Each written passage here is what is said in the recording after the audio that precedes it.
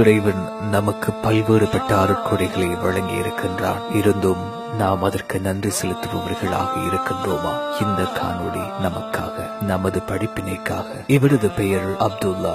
Saudi அரேபியாவினை சேர்ந்தவர். நல்ல உடல் ஆரோக்கியத்துடன் வாழ்ந்த இவர் எப்படி உடல் ஊனமுற்றவராக மாறினார்? ஓர் உருக்கமான காணொளி உங்களுக்காக. இன்று நான் உங்களுடைய விருந்தாளியாக இருந்தாலும் உங்களிடம் நான் ஒரு கேள்வி கேட்கிறேன். நீங்கள் அனைவரும் என்னை நேசிக்கிறீர்களா? இந்த காணொளியை காணும் நீங்கள் என்னை நேசிக்கிறீர்களா?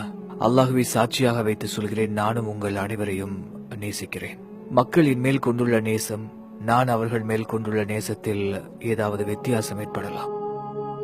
உங்களிடத்திலே ஒரு கேள்வி கேட்கவா? நீங்கள் அல்லாஹ்வை நேசிக்கிறீர்களா? நாம் அனைவரும் அல்லாஹ்வை நேசிக்கிறோம். இதில் நம்மிடத்தில் மாற்று கருத்தில்லை. அல்லாஹ்வை விரும்பக்கூடிய ஒவ்வொருத்தரும் நான் சொல்லுவதை கேளுங்க. அல்லாஹுக்காக உங்களுடைய கையை உயர்த்துங்கள். இந்த காணொளியை பார்க்கக்கூடிய நீங்களும் உங்களுடைய கையை உயர்த்துங்க. அல்லாஹுக்காக கேட்கிறேன், உங்கள் கையை உயர்த்துங்கள். அல்லாஹுவை நேசிப்பதற்காக கையை உயர்த்துங்க. யா அல்லாஹ், எல்லோரும் உங்களுடைய கையை உசத்தினீங்க. அல்லாஹ் உங்களுக்கு நற்கூலி வழங்குவானாக.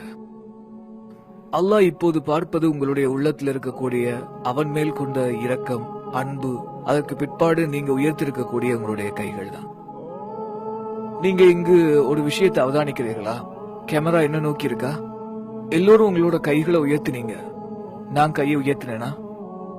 அல்லாஹ்வை நேசிப்பவர்கள் அவர்களுடைய கைகளை உசத்துங்க அப்படின்னு சொல்லி நான் தான் அவங்கள்ட்ட சொன்னேன். நான் என்னுடைய கையை உயர்த்தல. நான் கையை உயர்த்தலைங்கிறதுக்காக நான் அல்லாஹ்வை நேசிக்கலங்கிறதுக்கு அர்த்தம் இல்ல. ஆனா என் கையை உயர்த்துவதை தடுத்தது யாரு? என்னை யார் தடுத்தது? அல்லாஹ்வுக்காக உங்கள்ட்ட கேட்கிறேன். அல்லாஹ் அவன் தான் என் கையை உயர்த்துறதை தடுத்தான். அவன் தான் உங்களுடைய கைகளை உயர்த்த உதவினான். உங்களுக்கு தெரியுமா, நான் ஒரு காலத்துல அல்லாஹுக்கு மாறு செய்யறவனாக இருந்தேன். எனக்கு 1 வருடம், 2 வருடம், 20 வருடம் எனக்கு அல்லாஹ் வாய்ப்பளித்தான். எல்லா பாவங்களையும் செய்தேன்.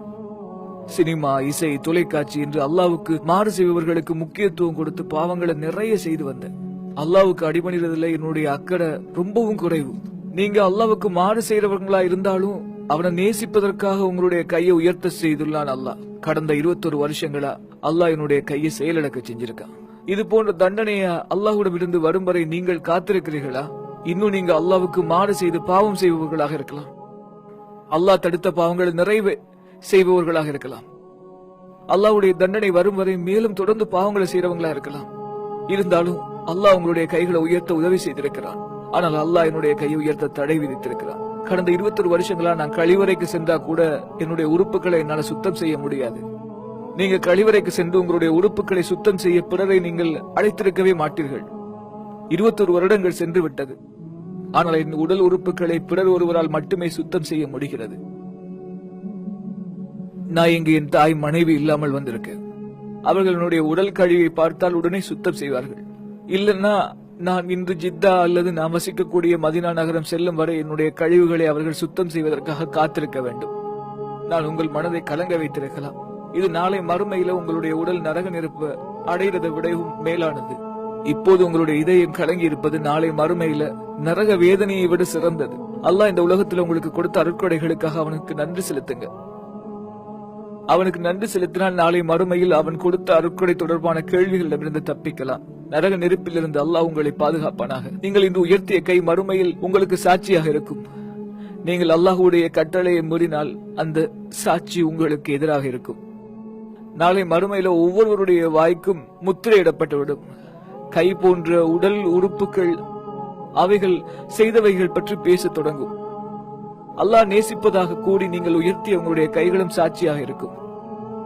நீங்க தூரமாக்கி கொண்ட சினிமா, நாடகம் பார்ப்பது, இசை கேட்பது, கெட்ட பழக்கங்கள், புருவத்தை சிரைப்பது, ஆபாச படங்கள் பார்ப்பது, அந்நிய பெண்களுடைய அலைபேசி எண்கள் வாங்குவது, ஆண் பெண் தனிப்பட்ட வாழ்க்கையில விளையாடுறது, இணையதளங்கள்ல பெண்களோட ஆபாச படங்களை வெளியிடுறது, பார்க்கிறது, இது போன்ற பாவங்கள்.